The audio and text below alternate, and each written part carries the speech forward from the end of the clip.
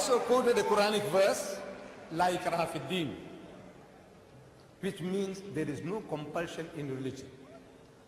Compulsion is worthless. At the point of the gun or the knife, you force somebody to say, read the Shahada, the Kalima, the Creed of Islam, and the man is forced to read. What is it worth? Nothing. There is no compulsion in religion. But the insinuation is that the Muslims were doing compulsion. I said, look, my brother, Sarosh, you are a proof that the Muslims didn't use any compulsion for 1,400 years.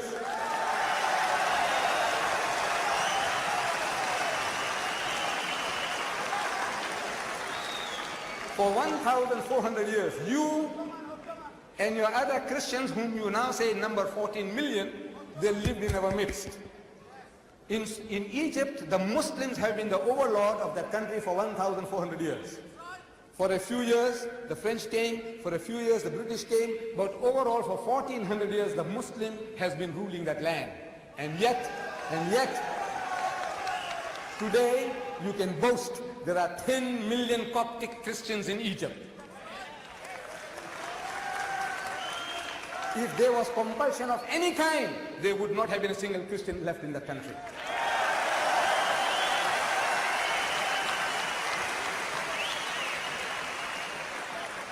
The Muslims ruled Spain for 800 years. 800 years. Because we failed to deliver the message, we were kicked out. We were kicked out. Shame on us. We didn't fulfill our obligations.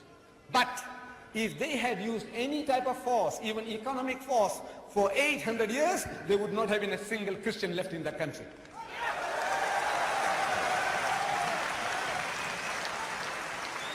We Muslims, we ruled India for 1,000 years.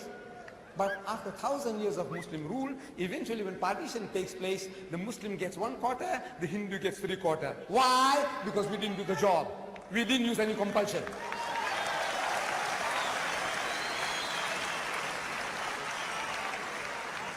And which Muslim army went to Indonesia? Which Muslim army went to Nigeria? Which Muslim army conquered the east coast of Africa? Which Muslim army? Today, the Britisher and the American, he's coming towards Islam. I want to know what sword? What sword? What sword is the Muslim using? The sword of the intellect.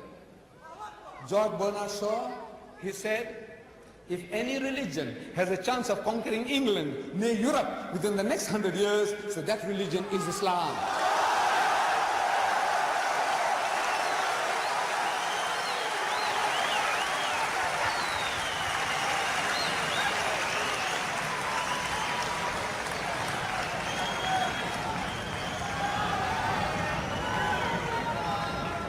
Look,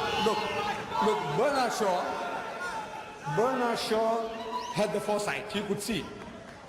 But we Muslims, we have failed Islam. Wallah, we have failed. We have failed. We haven't made a start yet. We believe. We say we believe, but we have not made a start yet. This is our problem. The destiny is ours. Wallah, it is ours. Allah says, لِيُزْهِرَهُ عَلَى الدِّينِ كُلِّهِ.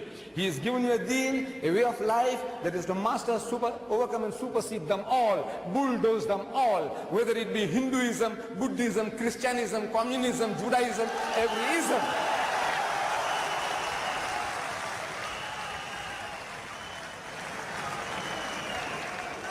Sword. I'm asking, what sword? Thomas Carlyle in 1840, he delivered a series of lectures here in the UK. In England, Thomas Carlyle, one of the greatest thinkers of the past century. Thomas Carlyle. And he says, the sword. He said, the sword indeed. But where will you get your sword? He said, every new opinion at its beginning is precisely in the minority of one. In one man's head alone, there it dwells as yet. That he take a sword and try to propagate with that will do little for him. He said, first you must get your sword. And how do you get your sword? Through the intellect, through reasoning. Udu ila sabili rabbika bil hikmati. Allah says, invite all to the ways of thy Lord with wisdom. the sword of the intellect, of wisdom. وَالْمَوْعِزَةِ الْحَسَنَةِ, and with beautiful preaching. وَجَادِلْهُمْ بِالَّتِي أَحْسَنَ, and reason with them in the ways that are best and most gracious. This is the sword.